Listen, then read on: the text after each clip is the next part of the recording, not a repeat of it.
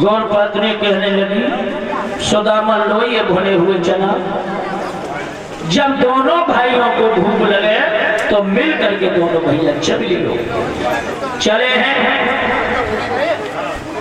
One में जाकर के जिस समय पहुंचे हैं श्रोता बंधुओं, महापुर महीना रहे, मौसम बिगड़ गया, हवा ठंडी ठंडी चलने लगी, थोड़ा थोड़ा पानी बरसन लगा। तो अब दोनों भैया वृक्ष के नीचे सिकुड़े जा रहे बेचारे। सुदामा ने वो चना प्रकट नहीं किए, जब चबने लगे हैं तो भुने हुए चना जब चबोगे तो दांतों के कटकट की आवाज तो आती है। भगवान कन्हैया ने कटकट की आवाज सुनी, बोले है सुदामा भैया तेरे पास गज हो तो निगाह में दे दे। सुदामा कहने लगा, मेरे पास क्या रखा है, सर्दी से दांती बज रही है, तुम्हें खाने जैसा शब्द सुनाई दे रहा है। भगवान समझ गए कि सुदामा तुमने मेरे साथ छल किया है, धोखा किया है, तुम दरिद्री हो जाओ, कंगाल हो जाओ। गुरु से कपट मित्र संग चोरी, के हुए निर्धन के हुई कोड़ी। लकड़ियां लेकर के तू आ गए, विद्या अध्ययन करने के बाद जब अपने अपने घर गए हैं तो सुंदर कर्मों ने भगवान कन्हैया को द्वारिकाधीश बना दिया है, और दुष्कर्मों ने सुदामा को दर दर का भिखारी बना दिया। सुदामा की शादी हो गई, सुशीला नाम की दुल्हन घर में आ गई, लेकिन गरीबी ने अड्डा जमा दिया। द्वार द्वार बेचारे दाता दाता की आवाज लगाते हैं, लेकिन एक दिन भर भी इतना आटा नहीं मिल पाता है जो सुबह खा कर और शाम का भी इंतजाम हो जाए। एक दिन की बात रहे साथियों, कल्प वृक्ष के नीचे बैठे हुए सुदामा बड़े निराश हैं। उनकी धर्मपत्नी कहने लगी, पिया हमें एक बताओ कि ये गरीबी इतनी क्यों आई।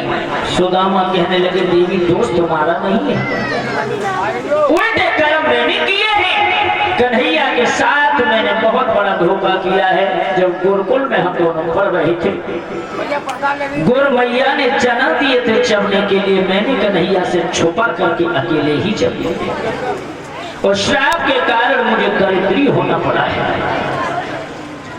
भागनी कहने लगी, पिया कुबेर के कोठा पर होकर के तुम कोड़ी कोड़ी को तरस रहे हो, और इस कल्प वृक्ष के नीचे बैठ करके इस तरह की कल्पना के आसार नजर आ रहे हैं। भगवान श्री हरि अगर श्रापकारी है तो श्रापहारी भी है। तुम एक काम करो, कन्हैया के पास चले जाओ, न तो धन लियो न माल न लियो, केवल गलती की क्षमा मांगे। सुदामा कहने लगे, मैं जाऊं कैसे? गुरु पिता मित्र के यहाँ जब जाया जाता है तो भेंट के रूप में कुछ न कुछ ले जाया जाता है। तेरे पास अगर कुछ हो तो ले आ। तो बेचारी रोए के बोली, है पिया तुम कैसी बातें कर रहे हो, घर में यदि कुछ होता तो मैं क्या तुम्हें छुपा लेती? कभी नहीं छुपाती साजन। सुनो मेरी एक बात,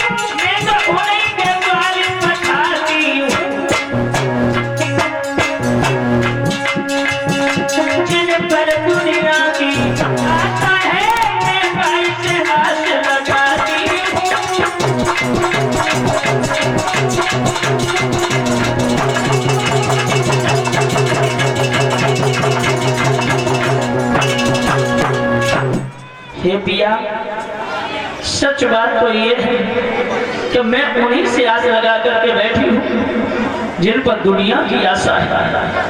देवी, हम खाली हाथ कन्हैया के पास कभी नहीं जा सकते। सुशीला गई, सोचने लगी कि लाओ तो पड़ोसन से कुछ मांग के ले। जाके द्वारे जाते हैं, कोई धक्का मार के भगा देता है। बेचारी तो किसी ने कुछ भी नहीं दिया। सुदामा चले, गांव से बाहर देखा तो शमा घास खड़ी हुई है जो धान जैसी होती है। चावल चटक करके पृथ्वी पर गिर चुके थे। बेचारे ने छोटी सी पुटलिया बीन बीन के चावल चुन के बनाई और आए के सुशीला से बोले, देवी बच्चों का ख्याल रखना, हम तो जा रहे हैं। सुदामा चले, बेचारे से जब नाए चलोगे तो एक वृक्ष के नीचे सोए गए। कन्हैया ने देखा कि हमारे मित्र आ रहे थे पर गरीबी के दलदल में इतनी बुरी तरीके से डूबे हैं कि बेचारे से चला नहीं जा रहा है। योग माया को आदेश देकर के सोते हुए सुदामा को उठा करके अपने महलों के मेन दरवाजे पर छोड़ दिया। और इधर में हमारे भाई साहब अजब सिंह जी जो इसी गांव नगरा चमन के रहने वाले हैं, 51 रुपया हमारे पास भिजवा रहे हैं और 51 रुपया सुरजीत सिंह नगरा चमन के रहने वाले, 51 रुपया पुष्पेंद्र सिंह महाराजपुर से आए हैं। तीनों भाइयों की तरफ से 51 रुपया की विदाई हमारे पास आई है। भगवान तीनों भाइयों को बहुत आगे बढ़ाने की कामना करूंगा प्रभु से। साथियों, सुदामा ने जिस समय आंखें खुली है देखा, बोले मैं कहाँ आ गया। पहरेदारों से पूछा है कि भैया मैं कहाँ आ गया हूँ, ये जगह कौन सी है। पहरेदार कहने लगे, आप हमें केवल एक बात बताओ, आप आए कहां से हो, तुम्हारा नाम क्या है। तो सुदामा कहने लगे, सुनो, अगर नाम पूछ रहे हो तो